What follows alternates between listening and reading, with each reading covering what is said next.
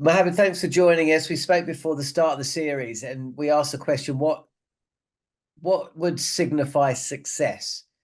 Um, I don't think anybody really felt that Bangladesh were going to win 2-0. I think we all felt that 1-1 would be a fantastic result, but we also pointed to a series between India and New Zealand in 2021, which saw New Zealand leave with a 1-0 series defeat. And that kind of felt, because India are so strong, that kind of felt like a kind of win. Yeah. After competing for the first couple of days in the first test, and giving India a real scare, your thoughts on how it all unraveled in Kanpur and the feeling off the back of that two-test series?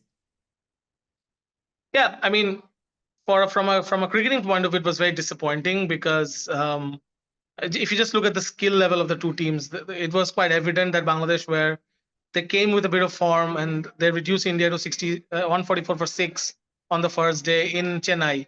And then how Ravichandran Ashwin and Ravindra Jadeja took the game away from Bangladesh just showed that, you know, when you're facing up to a great opponent, you even fall short. And Bangladesh were obviously not in the same league as India, but they did threaten them for a while in that test match, and that was it. I think Bangladesh didn't grow complacent from that point. I think they were still trying hard, but when it's India, it's India. You have to respect the fact that they fought back very well.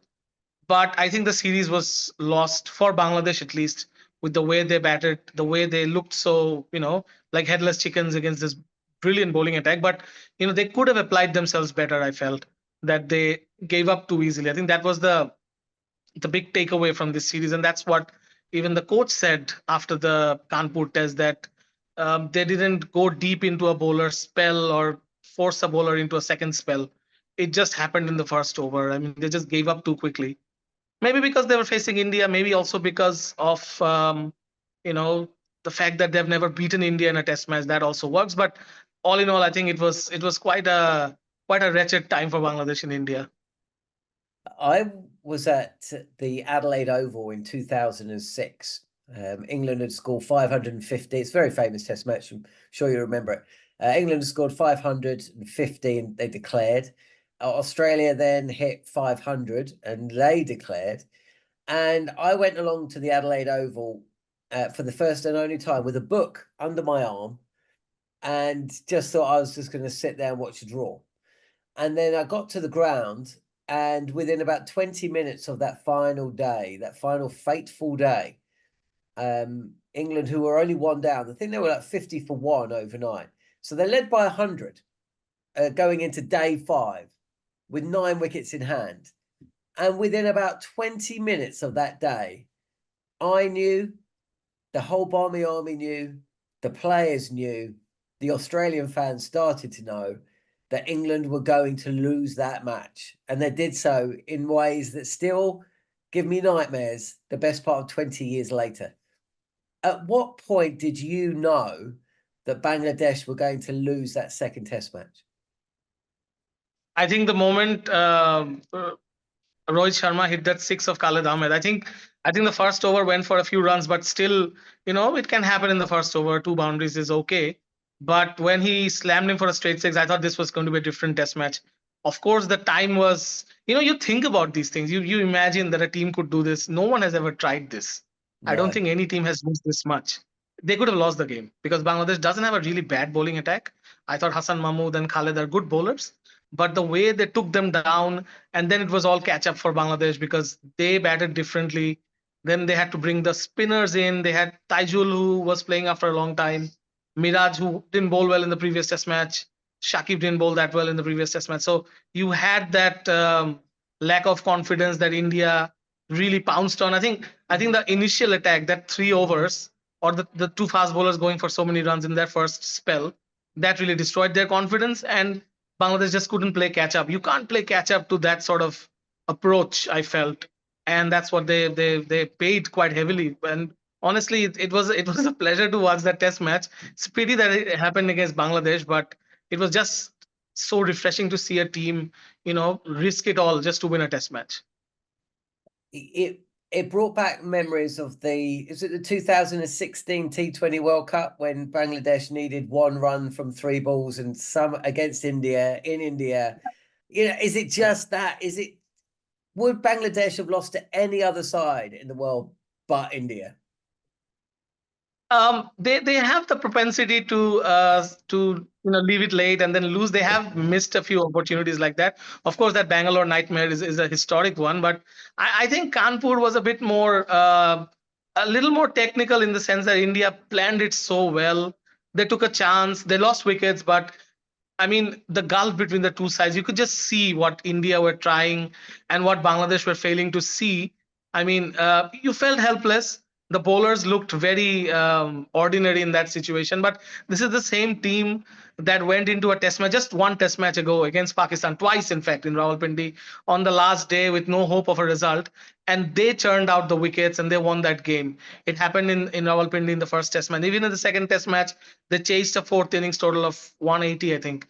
So these are also impossible things or things that Bangladesh have not done before, but they have done it against Pakistan. And then to come here and see the other end of that stick, that was quite disappointing for Bangladesh, I think.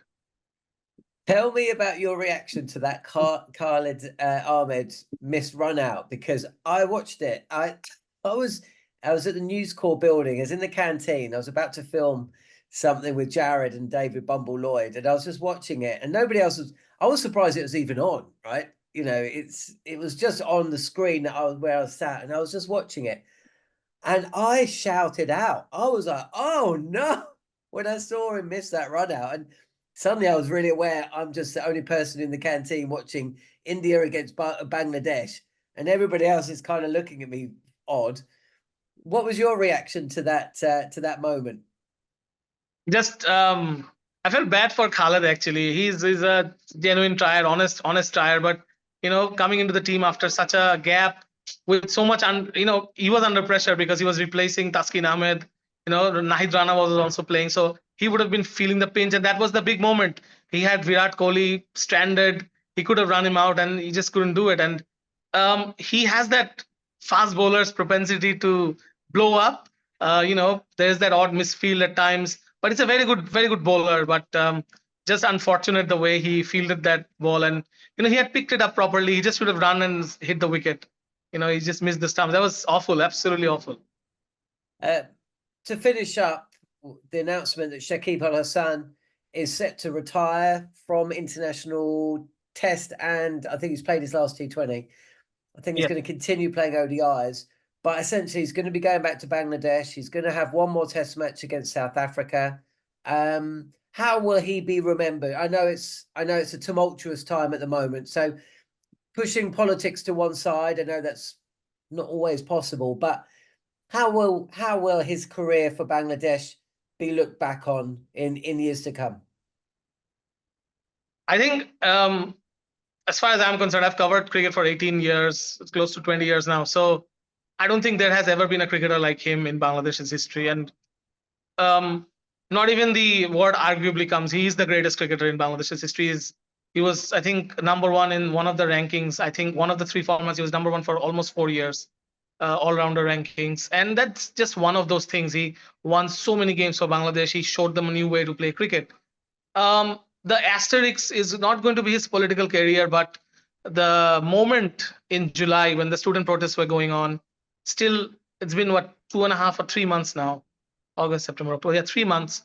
He hasn't uttered a word about it. I think that's where people are not going to remember him in a great light. I mean, you said let's keep the politics aside. Okay, let's keep the politics aside. But it's as not a human possible, being, is it? I know it was. No. It's not possible. No, it's fine. I mean, he's had a match fixing charge against him. The ICC punished him for a year. He's kicked the stumps. He's done so many things. People have forgiven him for everything. I think I got annoyed when he became too famous after the match fixing incident. I think he became too popular in Bangladesh. But this one, I think this is where he ends. See. Unlike all other Bangladeshi cricketers, he's retiring in a good way. He's already said this is going to be my last test match. It's very hard to get players to retire in Bangladesh. But all things aside, great cricketer, probably the greatest cricketer. Actually, not probably. He is the greatest Bangladeshi cricketer of all time.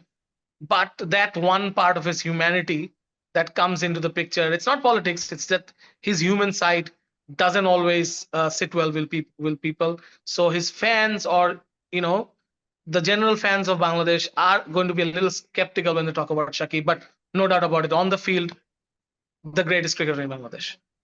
Mohammad Isam, Bangladeshi correspondent for Cricinfo. Thanks so much for your time. On AM, on DAB, via the talkSPORT app and on your smart speaker. talkSPORT.